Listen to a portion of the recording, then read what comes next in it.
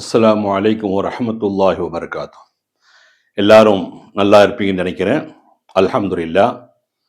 தொடர்ந்து நம்முடைய பாடத்திட்டத்தை நீங்கள் எழுதி படிப்பீர்கள் என்கக்கூடிய முழு நம்பிக்கை எனக்கு இருக்கிறது. காரணம், நீங்கள் குர்ஆன் ஓத வேண்டும் என்கக்கூடிய ஆசை உங்களுடைய மனதில் வந்துவிட்டால் நிச்சயமாக இந்த பாடம் பாதி, நம்பிக்கை பாதி. நீங்கள் நம்புங்கள், குர்ஆன் ஓதுவீர்கள். தொடர்ந்து பாருங்கள். இன்ஷா அல்லாஹ் ஒரு வார்த்தையினுடைய முடிய போகிறது. இதையும் நீங்கள் படித்து விட்டால் ஒரு சென்டென்ஸ் முழுமையாகிவிடும். பாருங்கள்.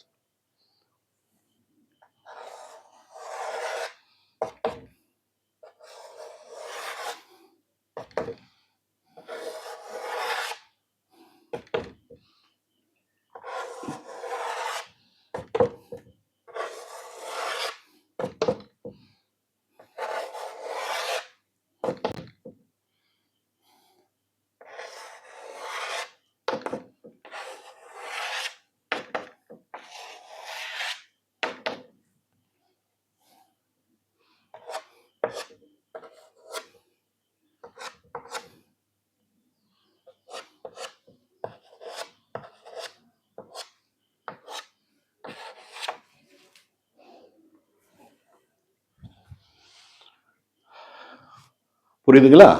யா இ யு, என் இன் யுன், யா இ யு, யா இ யு, என் இன் யுன், யா இ யு. ஆ இ உமர் இல்ல, யா, யா இ யு. இது ஒண்ணு. இப்போ இது எல்லாருக்கும் உச்சரிக்கக்கூடிய ஒரு எழுத்து தான். அரபியில பொதுவா நம்ம வாயில நுழையாத ஒரு எழுத்து எதுன்னு கேட்டீங்கன்னு சொன்னா, ஒன்னு ரெண்டு எழுத்து சில பேருக்கு வாயில் நுழையவே செய்யாது. ஆனா இதெல்லாம் சர்வசாதாரணமா எல்லாரும் உச்சரிக்கக்கூடிய ஒரு எழுத்து தான். இதை பாருங்க, யா இ யு, என் இன் யுன், யா இ யு. அடுத்தது பாருங்க, ஒரு எழுத்து கூட்டு எழுத்து தர்றேன், அது நீங்கள் பத்திரமா நல்ல கவனமா பாருங்க.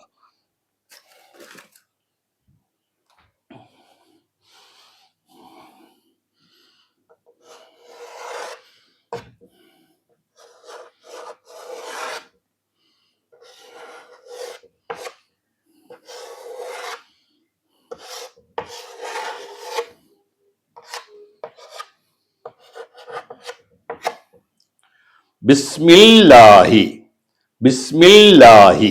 இது எல்லாத்துக்கும் தெரியுமா இல்லையா? அடுத்தது பாருங்க,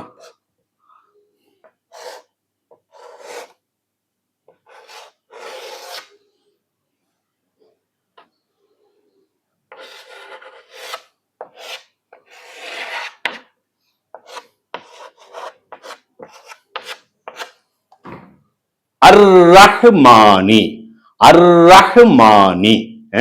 இது பிஸ்மில்லாஹி, இது அர் ரஹ்மானி.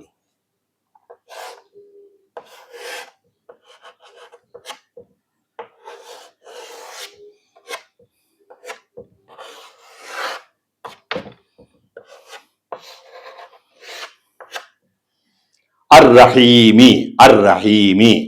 இப்போ அவங்க ஸ்டாப் பண்ணவும் செய்யலாம்.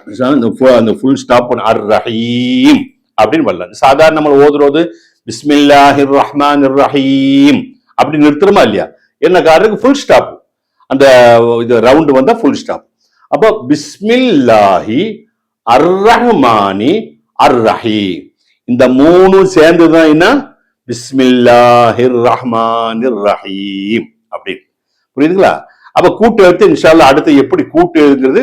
இப்ப கூட்டு எழுத்து என்னன்னு கேட்டீங்கன்னா, இந்த இந்த ஃபதஹ நீங்க இந்த ஜபர் இருக்கா இல்லையா, இதை அழிச்சிட்டா பிஸ்மில்லாஹிர் ரஹ்மா, இந்த ஃபதஹையும் இந்த ஃபதஹையும் அழிச்சிட்டா வேலை முடிச்சு, அவ்வளவுதான்.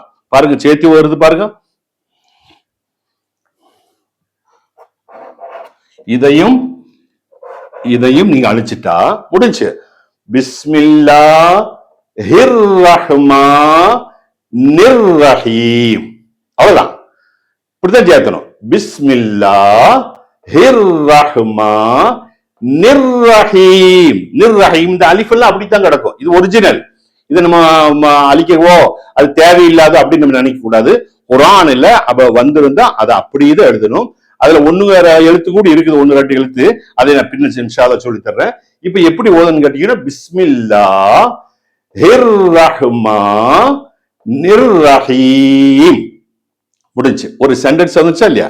இப்ப நீங்க என்ன செய்யணும்னு கேட்டீங்கன்னு சொன்னா, இந்த பிஸ்மில்லாஹிர் ரஹ்மானிர் ரஹீம் அப்படிங்கிறத எழுதி எழுதி எழுதி இன்ஷா அல்லாஹ் உச்சரிச்சுட்டே வரணும். சொல்லிட்டே இருந்தா உங்களுக்கு கண்டிப்பா இன்ஷா அல்லாஹ் குர்ஆன் ஓதுவீர்கள். குர்ஆன் ஓதுறது பிஸ்மி சொல்லி தொடங்கணுங்கிறதுக்காக வேண்டிதான் அந்த சென்டென்ஸை நான் எடுத்து வச்சேன். ரொம்ப சிம்பிளா ஓதிடலாம். இன்ஷா அல்லாஹ் அடுத்த பாடத்தில் சந்திப்போம். அஸ்ஸலாமு அலைக்கும் வரஹ்மத்துல்லாஹ்.